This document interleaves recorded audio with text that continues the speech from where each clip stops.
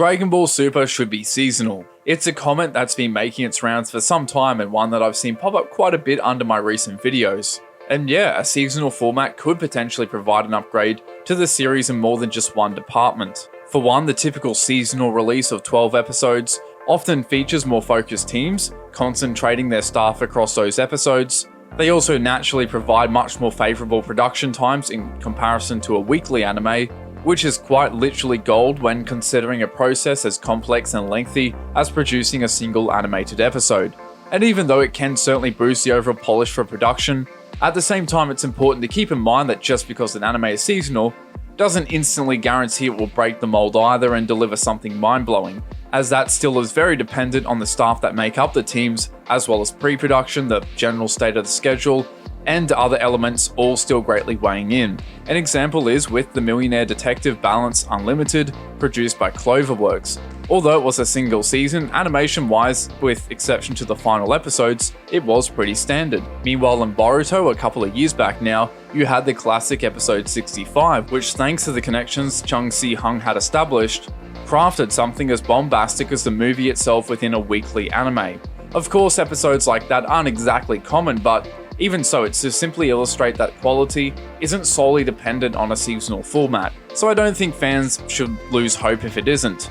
And with current Toei shows like One Piece with the staff in the current arc, having delivered a consistent stream of quality and animation, direction, storyboard, etc. is evidence to that.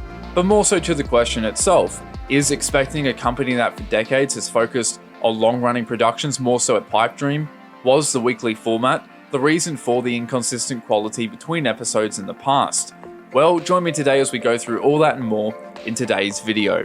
Of course, real quick, the featured artist is Anime Z Arts. I think he's after my name. He does some great work and I'm sure he would love your support. The link to his account will be in the description.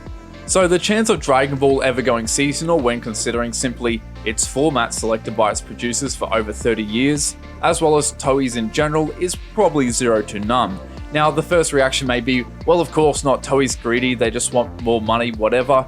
However, thinking that Toei could magically switch the show to a seasonal format is assuming a decision as large as that is entirely up to them in the first place. Toei for decades has been beholden to a sponsor system, which means other producers outside of the company not only have a say in the production, but lay out the very groundwork for it. With Dragon Ball Super, you had Masato Sino from Fuji TV, Kazuya Watanabe from Yomiko Advertising, and Kozo Morishita from Toei Animation, who has held that position since the original Dragon Ball series.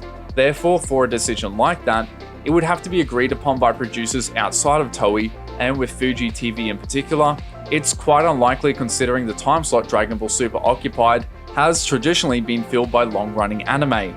Now that certainly might not be the news everyone likes to hear, especially those that believe Super has been in production this whole time, which is not the case. A weekly TV series does not have over 3 years of pre-production, but like I mentioned earlier, this doesn't spell doom for the potential of a great looking show.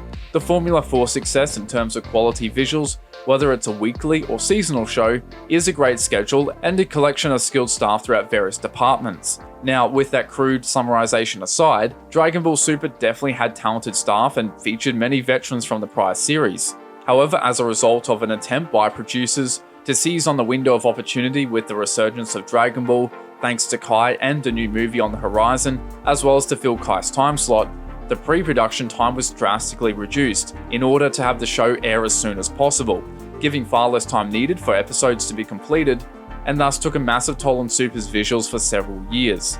And so a valuable asset such as time, which was quite scarce prior, can still be achieved if the various executive producers this time around simply take the appropriate steps to ensure that. Toei's not short of talented staff. A quick look at shows again like Dragon Quest and One Piece confirms that, and there have been new talents on the animation front that have risen up since the end of Super. But it doesn't matter how skilled the animators are on your team, or if the show's seasonal, when poor decisions are made on the upper level to air a show too soon. Now, could impatient executives still push for unrealistic release dates again? It's certainly possible, although considering how much money they lost last time with the extra expense of having to contract multiple studios to get episodes done in time, and within an industry that's all about cutting costs and maximizing profit, I'm sure that's a scenario they wouldn't want to occur again. Either way, time will be the test of that. In the past, you've had other productions, and around the same time at that, like Sailor Moon Crystal, which suffered a similar fate to Super, but to then feature an incredibly good schedule with its return. And the company has had a fairly good track record in the past years, and with new character designers at the helm, I think on that front we have a guaranteed improvement. So I live in hope, although I understand that not everyone can probably say that, but yeah, that brings us to the end of the video.